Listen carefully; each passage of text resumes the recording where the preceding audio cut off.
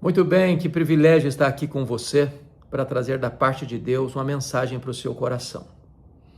E hoje eu gostaria de abordar quais são os problemas mais recorrentes que conspiram contra a nossa alma, que espreitam o nosso coração e que nos atingem de maneira tão profunda a ponto de deixar-nos desanimados, talvez ansiosos, estressados, às vezes até mesmo deprimidos.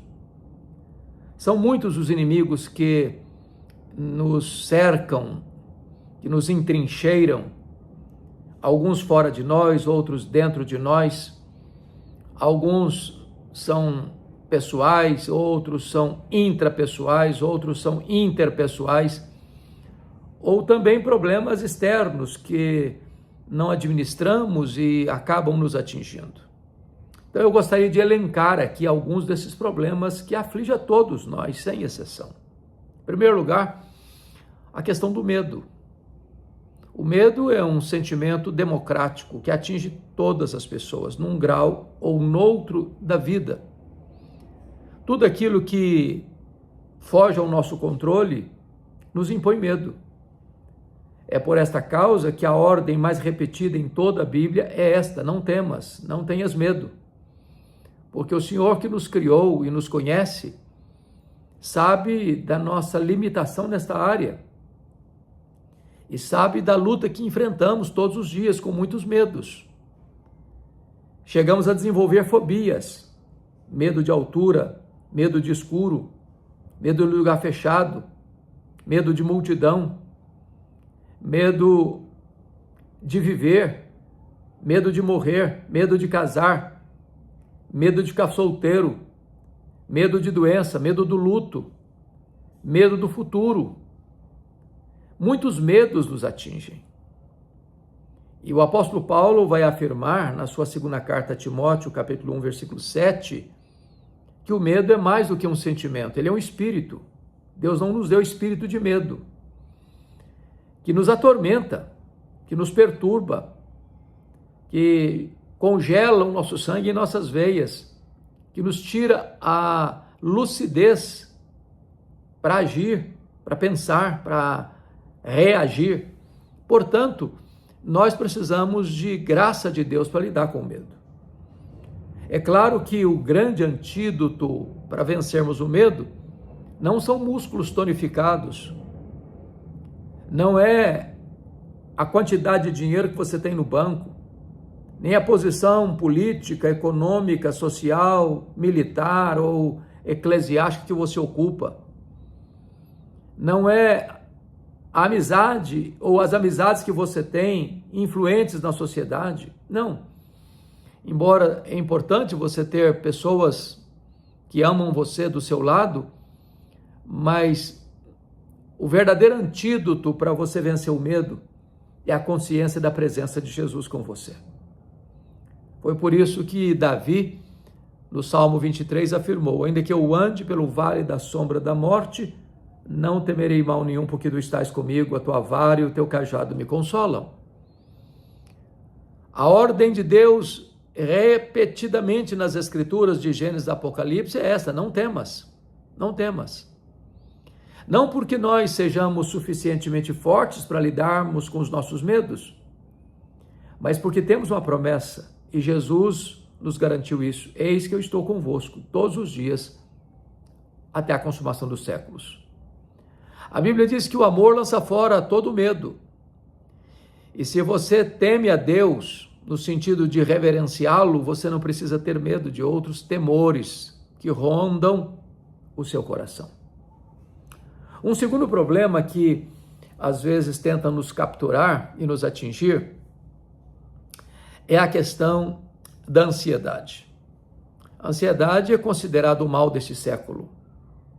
Atinge crianças, adolescentes, jovens, adultos e idosos, ricos e pobres, doutores e analfabetos, governantes e governados, empresários e empregados, religiosos e não religiosos. A ansiedade é quando você antecipa um futuro desconhecido e sofre por ele como se já estivesse acontecendo.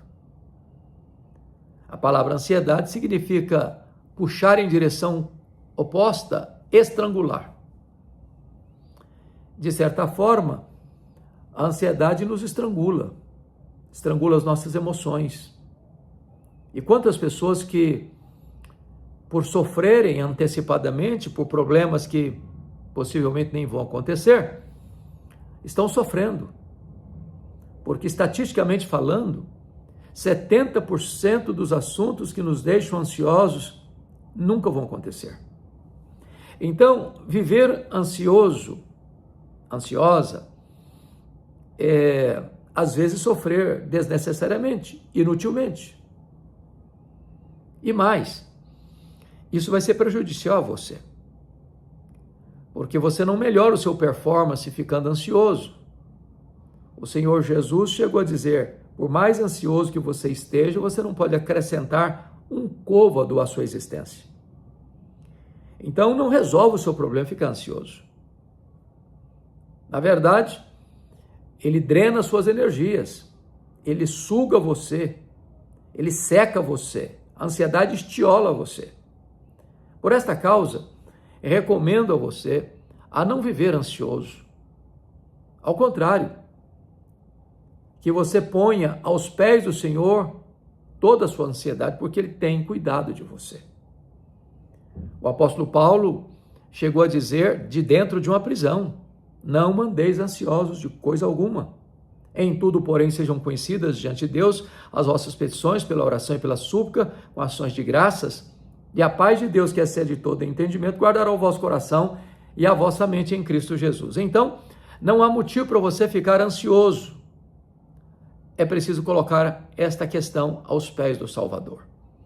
Mas ainda, o Senhor Jesus Cristo vai nos afirmar que nós não devemos viver ansioso ou ansiosos, porque Deus sabe das nossas necessidades antes mesmo que as coloquemos diante dele. Então ele recomenda olhar, por exemplo, para os pássaros, que não plantam, que não colhem, que não têm despensa nem armazém, e não ficam ansiosos, e Deus os sustenta. E ele diz também, olha, os lírios do campo, porque eles nascem hoje, florescem, e amanhã secam, murcham e secam, e nem Salomão em toda a sua glória se vestiu como qualquer deles.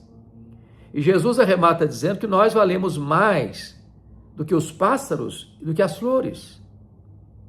Ora, se Deus cuida do menor, Deus cuida do maior.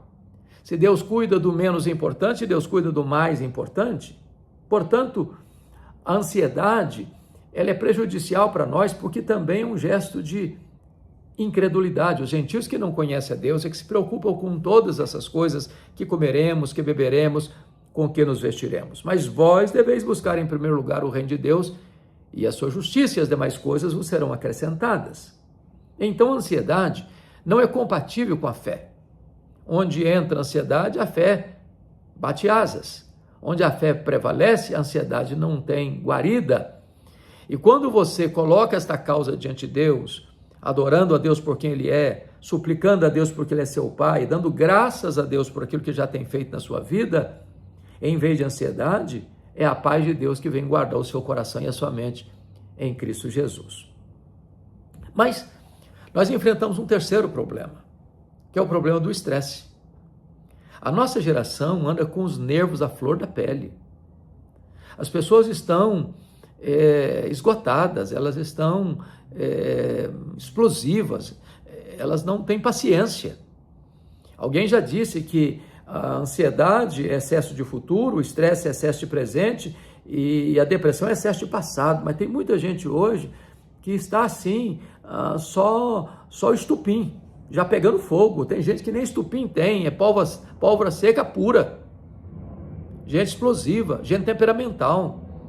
Gente que não consegue ter domínio próprio, que não tem controle emocional, que se destempera, que fala palavras duras, que agride com atitudes agressivas mesmo, violentas, pessoas que não conseguem conviver, não conseguem se relacionar, porque elas estão entupidas de ansiedade, elas estão completamente tomadas por esse sentimento de estresse, né? De esgotamento.